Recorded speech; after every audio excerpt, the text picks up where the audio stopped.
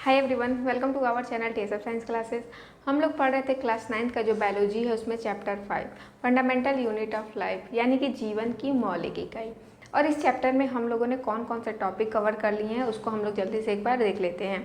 तो इस चैप्टर में हमने सबसे पहले बात की सेल डेफिनेशन की, फिर सेकेंड पार्ट में हम लोगों ने देखा था डिस्कवरी ऑफ सेल, फिर इस समय हम लोग पढ़ रहे थे अपना पार्ट्स ऑफ सेल, और पार्ट्स ऑफ सेल में हम लोगों ने सेल वॉल और सेल मेम्ब्रेन जो है कंप्लीट कर लिया है।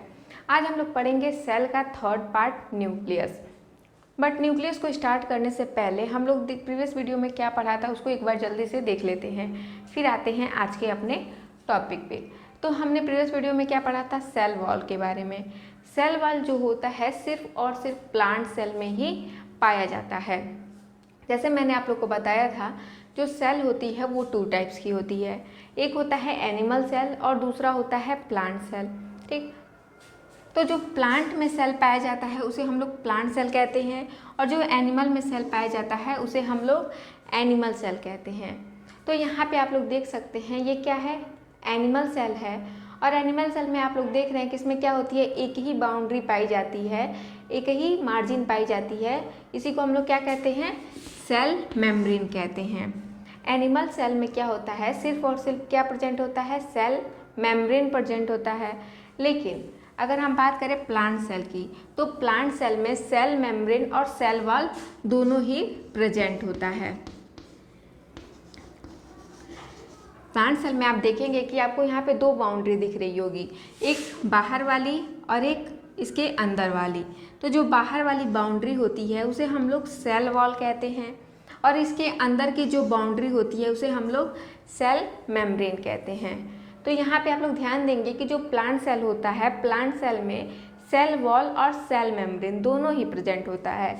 लेकिन एनिमल सेल में सिर्फ और सिर्फ सेल मेम्ब्रेन ही, या कह सकते हैं प्लाज्मा मेम्ब्रेन ही प्रेजेंट होता है। और जो ये सेल वॉल होती है वो कैसी होती है, नॉन लिविंग होती है, डेथ होती है, और ये फ्रीली परमिएबल होती है। फ्रीली परमिएबल का मतलब मैंने आप लोग को बताया था कि जैसे कि मान लो सेल के अंदर क्या होता है, ये कोई भी चीज़ आसानी से भेज देती है, आने भी देती है और बाहर चली भी जाती है। फ्रीली परमिएबल का मतलब कि सेल के अंदर किसी भी चीज़ को आसानी से आने देती है और जाने भी देती है। ठीक है, और ये सेल को क्या करती है, एक डिटरमाइन शेप भी प्रोवाइड करती है। सेल वॉल जो होती है सेल को क्या करती है, एक शेप भी प्रोवाइड करती है, और ये क्या करती है, प्रोटेक्शन भी प्रोवाइड करती है सेल को। और ये क्या करती है, टर्जिटी भी प्रोवाइड करती है। जैसे मान लो हमने पढ़ा था ऑस्मोसिस, ठीक, ऑस्मोसिस में हमने पढ़ा था एक्सोऑस्मोसिस और एंडोऑस्मोसिस। ये क्या होती हैं, सेल के टाइप्स होते हैं।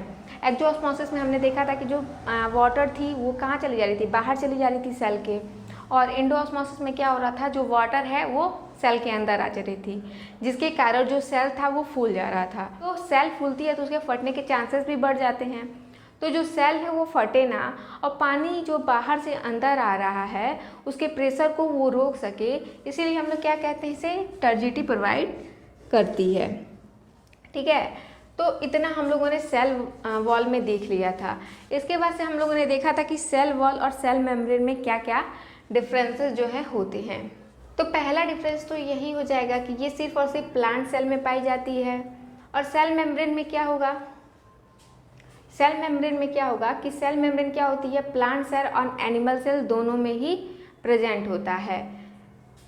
एनिमल सेल में क्या होता है, ये सबसे आउटर मोस्ट कवरिंग होती है सेल की, और प्लांट सेल में क्या होता है, ये सेल वॉल के अंदर पाया जाता है। फिर इसमें क्या होता है, ये जो सेल वॉल होती है वो नॉन लिविंग होती है, लेकिन सेल मेम्ब्रेन हमने देखा था वो कैसी होती है, लिविंग होती है। और ये सेल वॉल क्या होती है, फ्रीली परमिएबल होती है, लेकिन सेल मेम्ब्रेन में हमने देखा था वो सेलेक्टिवली परमिएबल होती है, यानी कि सेलेक्टेड चीज़ों को ही सेल के अंदर आने देती है।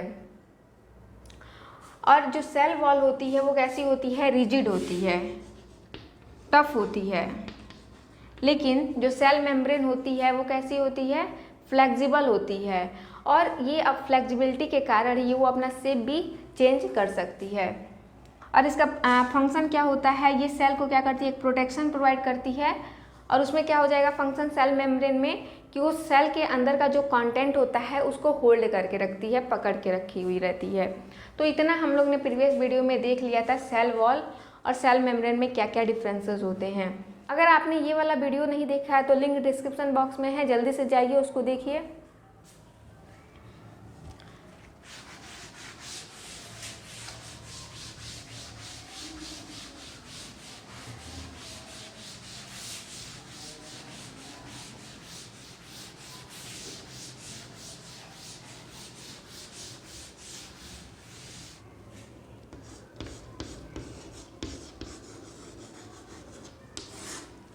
तो यहाँ पे अब हम बात करेंगे न्यूक्लियस की। न्यूक्लियस क्या होता है? ये एक सेल का कंपोनेंट होता है, इसीलिए इसे हम लोग सेलुलर कंपोनेंट भी कहते हैं।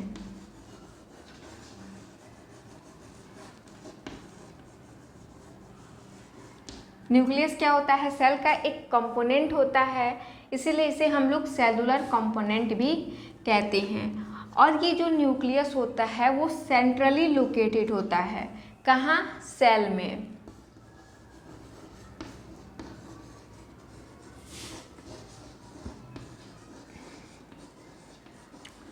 पहला तो ये हो गया कि ये सेलुलर कंपोनेंट होता है, सेल का एक कंपोनेंट होता है, इसीलिए इसे हम लोग क्या कहते हैं? Cellular component. और ये सेंट्रली लोकेटेड होता है सेल में। जैसे कि मान लो ये हमारा क्या है? सेल है और यहाँ पे प्रेजेंट होता है न्यूक्लियस। बीच में क्या प्रेजेंट होता है? न्यूक्लियस प्रेजेंट होता है। ये क्या होता है? सेंट्रली लोकेटेड होता है।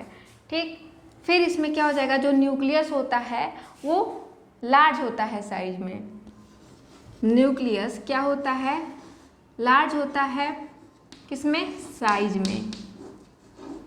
और सबसे इम्पॉर्टेंट पॉइंट आप लोग ध्यान देंगे कि जो न्यूक्लियस होता है वो सेल का सबसे लार्जेस्ट स्ट्रक्चर होता है।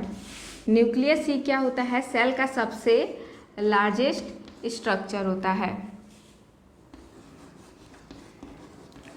तो इतना हम लोगों ने देख लिया। क्या देखा है इसमें? कि ये सेल का एक कंपोनेंट होता है, इसीलिए इसे हम लोग क्या कहते हैं? सेलुलर कंपोनेंट कहते हैं। और ये सेल में क्या होता है? सेंट्रली लोकेटेड होता है, बिल्कुल बीच में पाया जाता है। और ये साइज में क्या होता है? लार्ज होता है। और सबसे इम्पॉर्टेंट पॉइंट इसमें आप लोग इसको स्टार मार्क कर सकते हैं कि ये क्या होती है? सेल की सबसे लार्जेस्ट स्ट्रक्चर होती है। ठीक है, इसके बाद से हम लोग बात करेंगे कंपोनेंट ऑफ न्यूक्लियस की। न्यूक्लियस के कौन कौन से कंपोनेंट्स होते हैं उसको हम लोग यहाँ पे एक बार देख लेते हैं। अगर बात करें कंपोनेंट ऑफ न्यूक्लियस की तो इसमें हो जाएगा एक न्यूक्लियर इन्वेलप,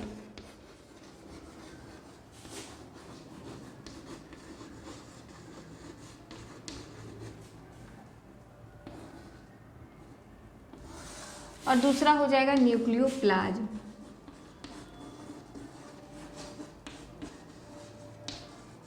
ठीक, अगर बात की जाए कंपोनेंट ऑफ न्यूक्लियस की तो इसमें पहला क्या हो जाएगा? न्यूक्लियर इन्वेलप, और दूसरा हो जाएगा न्यूक्लियोप्लाज्म। अगर हम बात करें न्यूक्लियर इन्वेलप की तो न्यूक्लियर इन्वेलप क्या होता है? तो न्यूक्लियस जो होता है उसमें वो दो मेम्ब्रेन से बाउंडेड होता है या कवर्ड होता है। तो उन दोनों मेम्ब्रेन को मिला के हम लोग क्या कहते हैं? Nuclear envelope. जैसे कि यहाँ पे आप लोग डायग्राम में इसको अच्छे से समझ पाएंगे।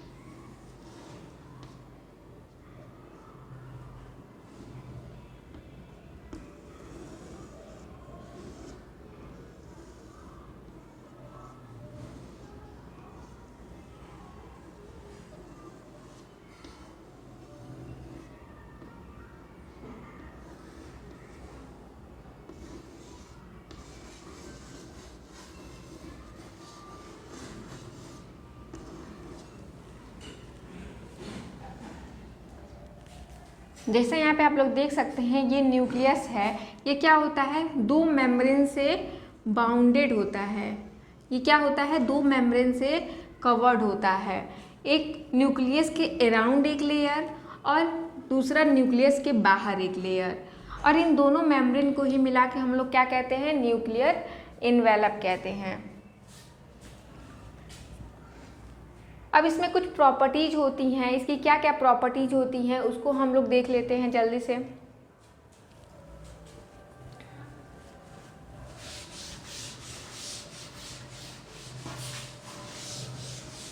अगर हम बात करें प्रॉपर्टीज ऑफ न्यूक्लियर इन्वेलप की, इसकी क्या क्या प्रॉपर्टीज होती है, तो इसमें सबसे पहला क्या हो जाएगा, composed of two nuclear membrane. हमने अभी इसमें देखा कि जो न्यूक्लियस होता है दो मेम्ब्रेन से बाउंडेड होता है या कवर्ड होता है, और इस दोनों मेम्ब्रेन को ही मिला के हम लोग क्या कहते हैं, न्यूक्लियर इन्वेलप। फिर सेकेंड पॉइंट इसमें क्या है, कवर न्यूक्लियस। न्यूक्लियस को क्या करता है, ये कवर करके रखा हुआ होता है। तो देखो इसमें और कोई तो कवरिंग प्रेजेंट होती नहीं है, ले दे के बस एक ही कवरिंग इसमें प्रेजेंट होता है, न्यूक्लियर इन्वेलप।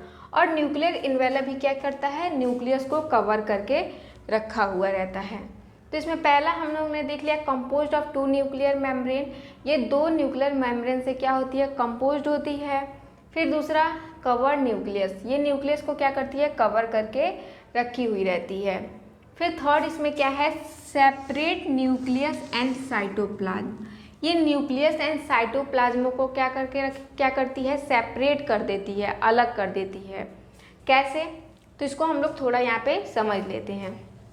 तो यहाँ पे मान लो एक सेल है, और मैंने आप लोगों को क्या बताया था न्यूक्लियस के बारे में, कि ये लार्ज होती है और सेंट्रली लोकेटेड होती है। तो यहाँ पे मैंने एक बड़ा सा न्यूक्लियस बना दिया, और ये क्या हो जाता है, इसके आजू बाजू जो क्या प्रेजेंट होता है, साइटोप्लाज्म प्रेजेंट होता है, और ये क्या है हमारा न्यूक्लियर इन्वेलप। तो ये न्यूक्लियर इन्वेलप क्या करता है, न्यूक्लियस को सेपरेट कर देता है, किससे, साइटोप्लाज्म से। ठीक है, ये हमारा क्या है, सेल है, और यहाँ पे क्या बीच में क्या प्रेजेंट है, न्यूक्लियस प्रेजेंट है, और न्यूक्लियस किससे, दो मेम्ब्रेन से बाउंडेड होता है, कवर्ड होता है, जिसे हम लोग क्या कहते हैं, न्यूक्लियर इन्वेलप कहते हैं। तो ये हमारा क्या हो जाएगा, न्यूक्लियर इन्वेलप हो जाएगा, और ये इसके आजू बाजू क्या प्रेजेंट है, साइटोप्लाज्म। तो ये न्यूक्लियर इन्वेलप क्या करता है, न्यूक्लियस को सेपरेट कर देता है, किससे, साइटोप्लाज्म से। सेपरेट यानी कि अलग कर देता है, किससे, साइटोप्लाज्म से। तो थर्ड पॉइंट में हमारा क्या हो गया, क्लियर हो गया कि ये क्या करता है, न्यूक्लियस को सेपरेट कर देता है, किससे, साइटोप्लाज्म से। फिर नेक्स्ट इसमें क्या है, pore are present called nuclear pore. इसमें जो पोर प्रेजेंट होते हैं उसे हम लोग क्या कहते हैं, न्यूक्लियर पोर कहते हैं। जहाँ जैसे कि आप लोग यहाँ पर डायग्राम में देख सकते हैं, ये हमारा क्या है, न्यूक्लियस है, और इसमें आपको जो छोटे छोटे गैप दिख रहे हैं, ठीक, जो आपको छोटे छोटे छिद्र दिख रहे हैं, पोर दिख रहे हैं न्यूक्लियर इन्वेलप में, उसी को हम लोग क्या कहते हैं, न्यूक्लियर पोर कहते हैं। पोर का मतलब क्या होता है, छिद्र। तो आपको जो छोटे छोटे छिद्र दिख रहे हैं न्यूक्लियर इन्वेलप में, उसी को हम लोग क्या कहते हैं, न्यूक्लियर पोर कहते हैं। ठीक है, ये कंपोज्ड होती है दो न्यूक्लियर मेम्ब्रेन से। फिर न्यूक्लियस ये क्या करती है, न्यूक्लियस को कवर करके हुई रखी रहती है, और न्यूक्लियस को और साइटोप्लाज्म को क्या करती है, सेपरेट कर देती है। और इसमें जो पोर प्रेजेंट होता है, छिद्र पाया जाता है न्यूक्लियर इन्वेलप में, उसी को हम लोग क्या कहते हैं, न्यूक्लियर पोर कहते हैं। फिर इसमें लास्ट क्या है, permit transfer of material between nucleoplasm and cytoplasm. ये परमिट करती है मटेरियल के ट्रांसपोर्ट को न्यूक्लियोप्लाज्म एंड साइटोप्लाज्म के बीच में। मतलब कि जो आपको छोटे छोटे छिद्र दिख रहे थे न्यूक्लियर इन्वेलप में, जैसे मैंने आप लोगों को क्या बताया था, सेल का स्ट्रक्चर, ये क्या होता है, सेल होता है, और इसमें क्या प्रेजेंट होता है, न्यूक्लियस, और ये हमारा क्या हो जाता है, इसमें साइटोप्लाज्म पाया जाता है।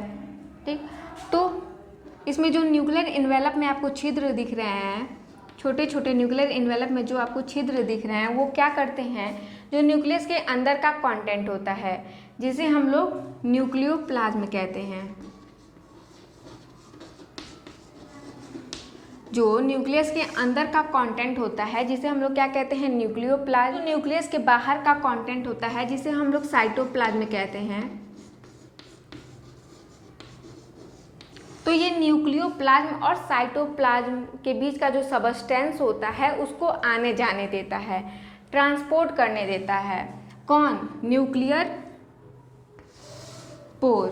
ठीक, जो न्यूक्लियर पोर होता है उसका यही काम होता है और ये बने ही इसीलिए होते हैं। ठीक है, ये क्या करता है, परमिट करता है मटेरियल के ट्रांसपोर्ट को न्यूक्लियोप्लाज्म एंड साइटोप्लाज्म के बीच में। तो जो न्यूक्लियर एनवेलप में जो छोटे छोटे पोर दिख रहे हैं उनका क्या काम होता है, जो न्यूक्लियोप्लाज्म होता है और साइटोप्लाज्म होता है इसके बीच का जो सबस्टेंस होता है उसको आने जाने देते हैं, ट्रांसपोर्ट करने देते हैं। तो ये तो हमने यहाँ पे देख लिया न्यूक्लियर एनवेलप की प्रॉपर्टीज क्या क्या होती है। अब हम लोग बात करेंगे इसमें दूसरा न्यूक्लियोप्लाज्म। जैसे हमने बात की थी कंपोनेंट ऑफ न्यूक्लियस में, तो इसमें हमारा एक था न्यूक्लियर एनवेलप जो हमने यहाँ पे अभी देख लिया, और दूसरा इसमें क्या था, न्यूक्लियोप्लाज्म। तो अब हम लोग बात करेंगे दूसरा जो है न्यूक्लियोप्लाज्म के बारे में।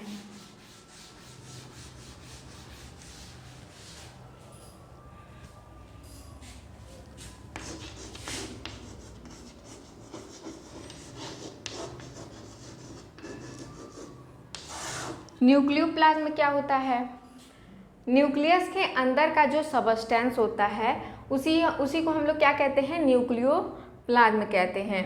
जैसे आप लोग यहाँ पे डायग्राम में देख सकते हैं, न्यूक्लियस के अंदर का जो कंटेंट आप लोग को दिख रहा है उसे ही हम लोग क्या कहते हैं, न्यूक्लियोप्लाज्म कहते हैं। और इसे हम लोग लिक्विड ग्राउंड सबस्टेंस भी कहते हैं, लिक्विड ग्राउंड सबस्टेंस।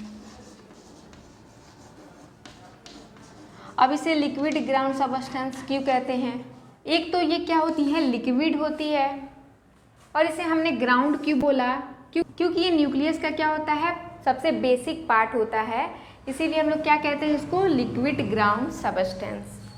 और जो न्यूक्लियोप्लाज्म होता है उसको क्या करता है, न्यूक्लियर एनवेलप कवर करके रखा हुआ रहता है, कवर्ड बाय न्यूक्लियर एनवेलप। ठीक है, इसे हम लोग क्या कहते हैं, ये न्यूक्लियस के अंदर का सबस्टेंस होता है। न्यूक्लियोप्लाज्म क्या होता है, न्यूक्लियस का अंदर का सबस्टेंस होता है, और इसे हम लोग लिक्विड ग्राउंड सबस्टेंस भी कहते हैं। और न्यूक्लियोप्लाज्म को कौन कवर किया हुआ रहता है, न्यूक्लियर एनवेलप। और ये जो न्यूक्लियोप्लाज्म होता है इसमें भी दो चीज़ें पाई जाती हैं, एक होता है न्यूक्लियोलस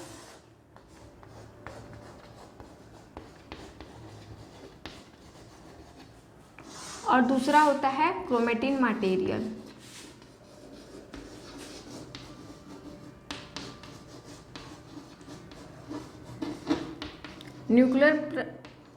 जो न्यूक्लियोप्लाज्म होता है उसमें भी दो चीज़ें पाई जाती हैं, कौन कौन सी, फर्स्ट न्यूक्लियोलस और दूसरा क्रोमेटिन मटेरियल। तो जो न्यूक्लियोलस होता है वो एक या एक से अधिक पाए जाते हैं, किसमें, नंबर्स में।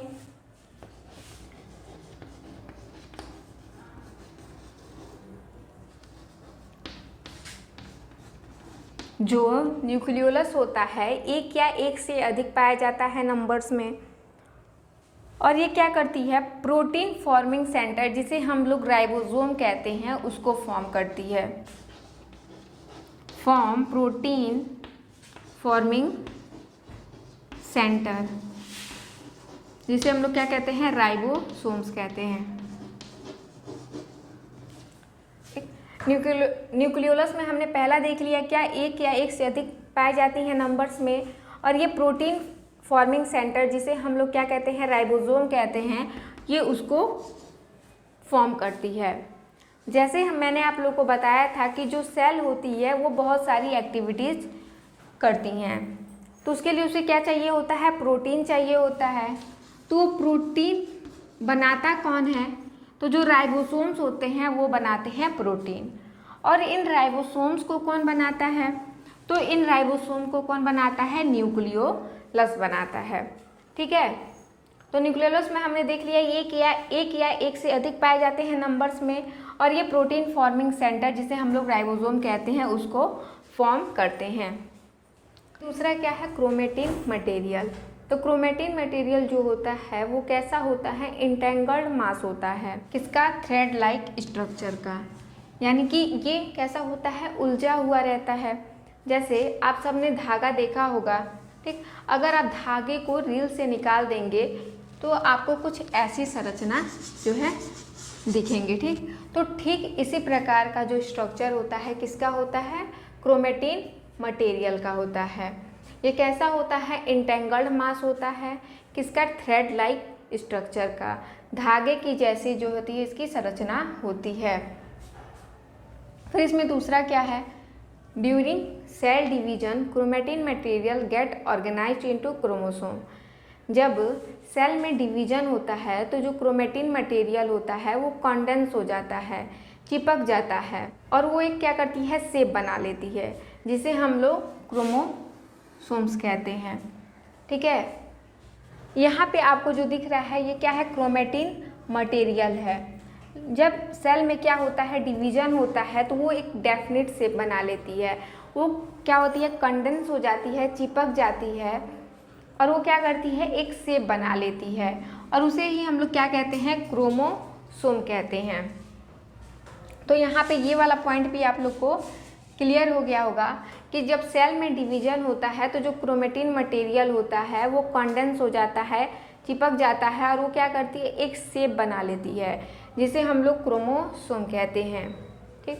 तो अब ये क्रोमोसोम क्या होता है, तो जो क्रोमोसोम होता है वो भी कैसा होता है, थ्रेड लाइक स्ट्रक्चर होता है, धागे के समान इसकी भी क्या होती है, संरचना होती है। जो क्रोमेटिन मटेरियल होता है वो भी कैसा होता है, थ्रेड लाइक होता है, लेकिन वो कैसा होता है, उलझा हुआ रहता है, वो इंटेंगल्ड मास होता है।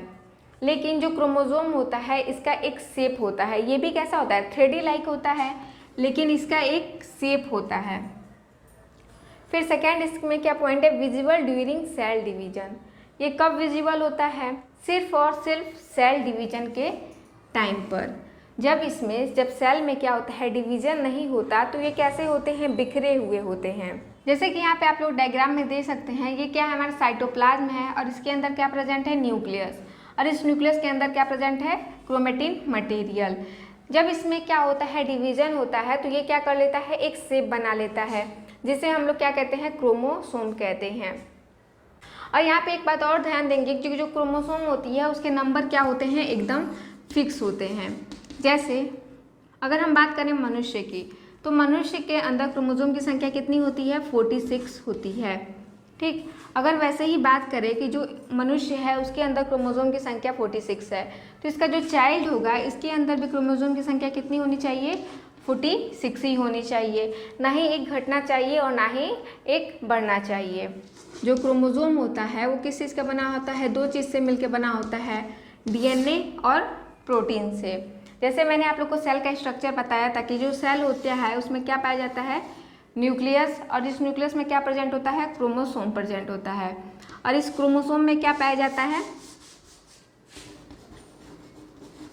और इस क्रोमोसोम में क्या पाया जाता है, डीएनए पाया जाता है, और इस डीएनए में क्या पाया जाता है, जीन पाया जाता है। जीन क्या होता है, डीएनए का ही एक टुकड़ा होता है, और जीन करता क्या है, तो ये जीन क्या करता है, जो माता पिता के गुण होते हैं उसके संतान तक ले जाता है। Genetic information is transferred into DNA from one generation to next. ये जीन क्या करता है, माता पिता के जो गुण होते हैं वो किस में ले जाता है, उसके संतान में ले जाता है। जैसे कि हम बोलते हैं कि जो चाइल्ड है, जो बच्चा है, वो अपने माता पिता पे गया है। कैसे गया है, जीन के कारण ही गया है। जीन क्या करता है, माता पिता के गुण को उसके संतान में लेके जाता है। तो यहाँ पे हमारा न्यूक्लियस जो है यहाँ पे कंप्लीट हुआ। तो आज के लिए बस इतना ही। नेक्स्ट वीडियो में हम लोग बात करेंगे सेल का नेक्स्ट पार्ट। Thank you.